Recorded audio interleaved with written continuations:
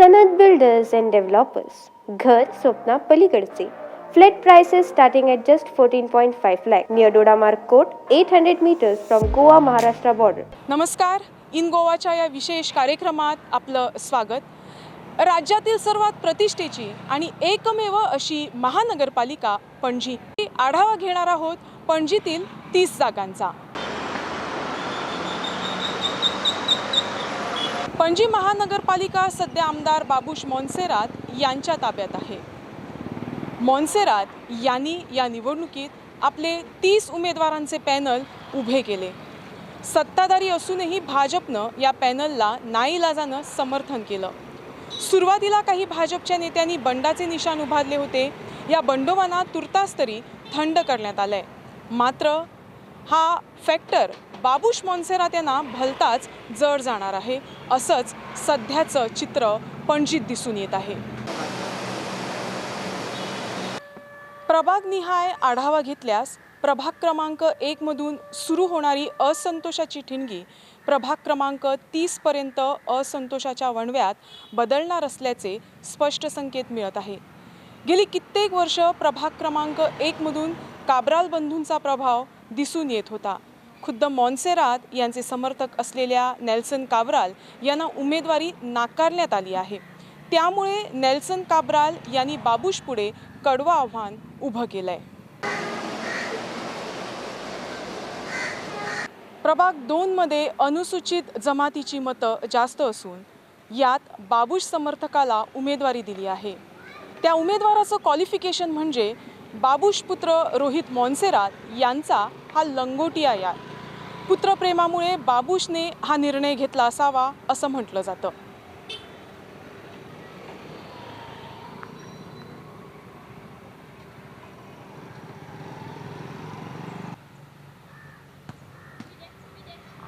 प्रभाग क्रमांक 3 दोनापावलाहून खुद्द बाबुश पुत्र रोहित मोन्सेरात निवडणूक लढवत आहेत. अर्थात आपल्या पुत्रासाठी सुरक्षित मतदार प्रभाग याहून अधिक नसावा असंच बाबुश मोन्सेरात आणि त्यांच्या पत्नी जेनिफर यांचं मत झालं असावं. मात्र याच प्रभागातून जुझे मार्टिन्स यांनी बाबुश साम्राज्याला कडवं आव्हान उभं केलं आहे.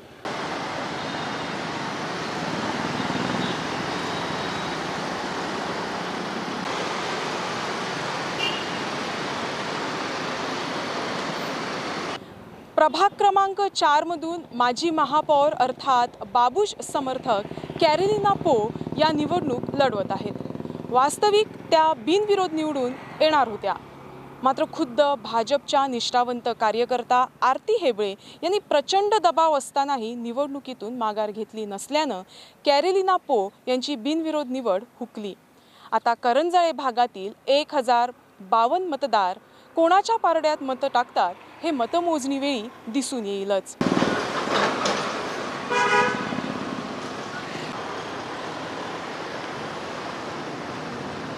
प्रभाग क्रमांक 5 मध्ये भाजप पॅनलच्या शुभदा शिरवळकर आणि शीला लोटलीकर यांच्यात लढत होत आहे. या प्रभागात आदर्श नगर, कामत किनारा आणि इंटरनॅशनल हॉटेलचा परिसर येतोय.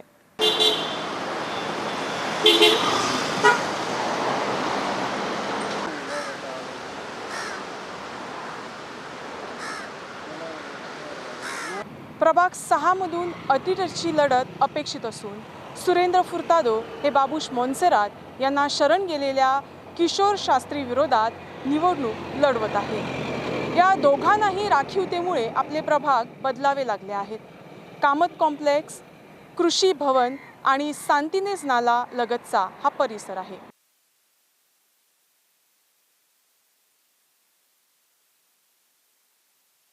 प्रभाग क्रमांक 9 मधून सोरया पिंटू मखीजा आणि रुथ फुर्तादो यांच्यात लढत होणार असून रोजरी हायस्कूलचा परिसर या प्रभागात येतो. रुथ यांनी यापूर्वी 4 वेळा या परिसरातून प्रतिनिधित्व केलं आहे. त्यामुळे बाबुश समर्थक मखीजा यावेळेस कोणती कमाल करतात याकडे मतदारांचं लक्ष लागून राहिलंय.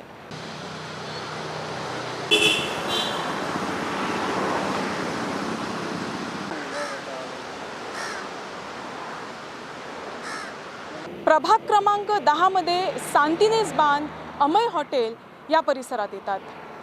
बाबूश यांचे सुरुवातीपासूनचे खंदे समर्थक प्रसाद आमोणकर रिंगणात आहेत।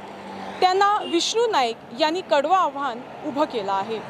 विष्णू नाईक मागील निवडणुकीत फक्त एका मतानं पराभूत झाले होते।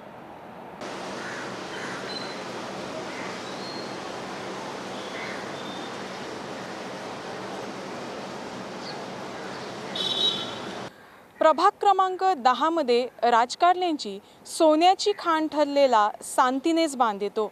त्याचबरोबर अमय हॉटेल याच बाबूश यांचे सुरुवातीपासूनचे खंदे समर्थक प्रसाद आमोणकर हे निवडणूक रिंगणात आहेत। त्यांना विष्णू नाईक यांनी कडवं आव्हान उभं केलं आहे। विष्णू नाईक मागील निवडणुकीत फक्त एका मतानं पराभूत झाले होते।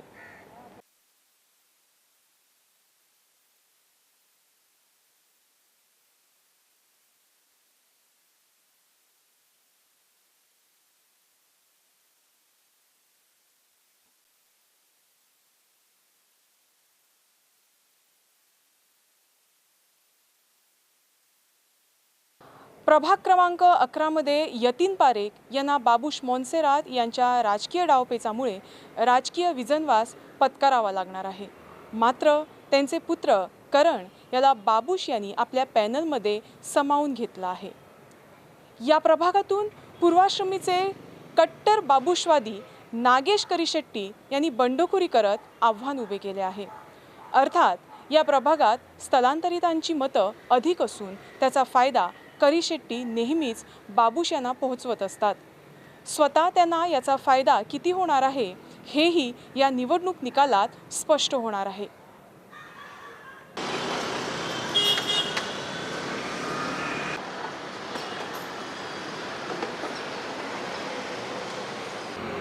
प्रभाग क्रमांक 12 मधील बाबूश पॅनलच्या वर्षा शेट्ये या निवडणूक लढवत आहेत।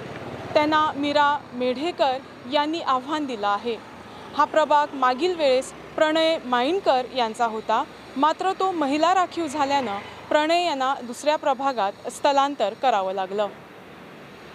प्रभाग क्रमांक 14 मध्ये बाबूश यांचा कृपा आशीर्वाद मावळते महापौर उदय मडकईकर यांच्यावर कायम राहिला आहे।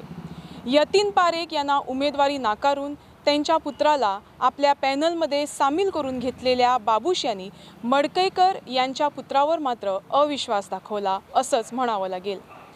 या प्रभागातून मडकईकर यांच्या विरोधात रत्नाकर फातर्पेकर रिंगणात उतरले आहेत।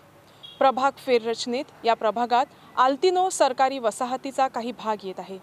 त्यामुळे मडकईकर यांचे पारंपरिक मतदार नसल्यानं मडकईकर किती मतांची आघाडी घेतात यावरून त्यांच्या लोकप्रियतेचा कस लागणार आहे।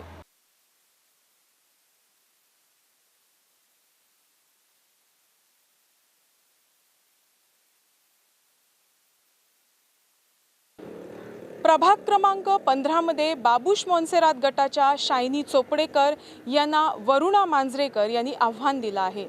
भाटले चिंचोळे परिसरातील मतदारांवर या प्रभागाचा निर्णय अवलंबून आहे।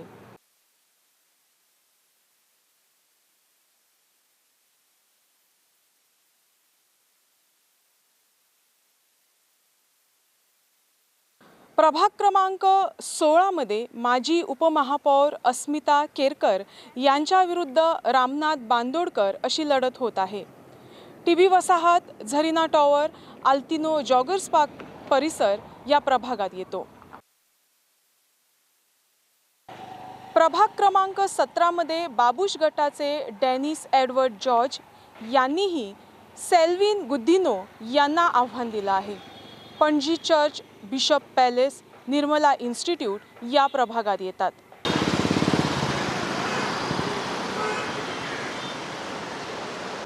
प्रभाग क्रमांक 19 मध्ये माजी नगरसेवक मिलिंद शिरोडकर यांनी बाबूश मोन्सेरात यांना थेट आव्हान दिलं आहे। बाबूश मोन्सेरात पॅनलच्या नरसिंह मोरजकर यांच्यापुढे त्यांनी कडवं आव्हान उभे केले आहे। मागील निवडणुकीत मिलिंद यांचा केवळ 4 मतांनी पराभव झाला होता।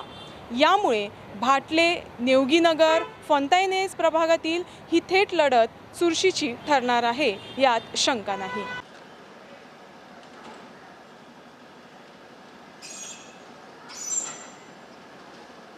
प्रभाग क्रमांक 20 मधून माजी महापौर शुभम हे बाबूश पॅनलचे उमेदवार म्हणून मतदारांपुढे जात आहेत.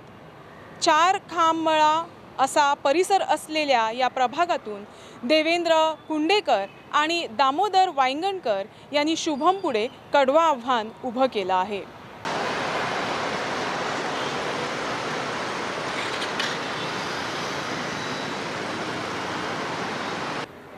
प्रभाग क्रमांक 21 मधून बाबूश सेनेला बंडखोरांना सामोरे जावे लागत आहे.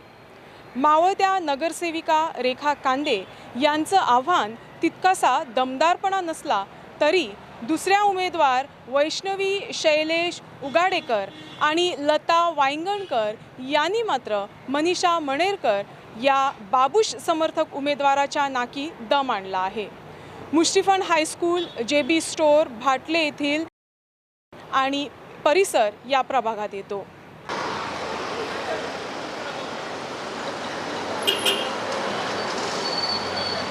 प्रभाग क्रमांक 22 मध्ये दीक्षा देवानंद माईनकर यांच्या स्थानाला धक्का मिळेल असं दिसत नाही. योग्य वेळी वाऱ्याच्या दिशेला सूप धरल्यानं बाबूश आशीर्वाद त्यांना लाभलाय. या प्रभागातून प्रगती केरकर, मंदा शेठ, रीमा शेटये, परशुराम केरकर असे एकंदर 6 उमेदवार उभे आहेत आणि मुख्य म्हणजे माजी आमदार सिद्धार्थ कुंकळकर यांचे निवासस्थानही याच परिसरात आहे. बंडखोरांबरोबर अवघे काहीच तास राहिलेल्या सिद्धार्थ यांनी बाबूश मोन्सेरात पॅनलला आपला पाठिंबा जाहीर केल्यामुळे दीक्षाची वाट सुखकर झाली आहे.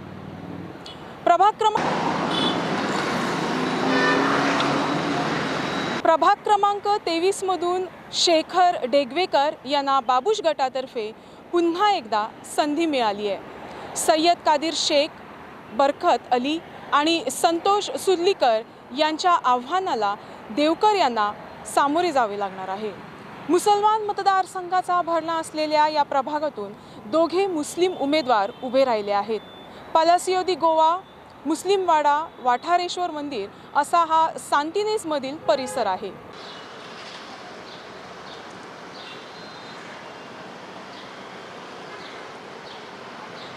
प्रभाग क्रमांक 24 मध्ये यतीन पारेख यांचं प्राबल्य आहे. येथून प्रांजल नाईक निवडणूक लढवत आहेत आणि त्यांना यतीन पारेख यांचा पाठिंबा असल्याचा दावा ते करत आहेत. उमा वळवईकर यांनी प्रांजल यांना कडवा आव्हान दिलंय. प्रभाग क्रमांक 25 मध्ये थेट लढत होत आहे. संजीव नाईक आणि वासुदेव मणेरकर पणजीचे मध्यवर्ती बाजार या परिसरातील.